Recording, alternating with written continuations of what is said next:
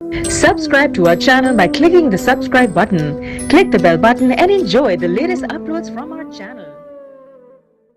सलमान शहबाज इश्तिहारी करार जायदाद कर्क करने का हुक्म। लाहौर एहतसाब अदालत ने शहबाज शरीफ के बेटे सलमान शहबाज को इश्तिहारी करार देते हुए इनकी जायदाद कर्क करने का हुक्म दे दिया है।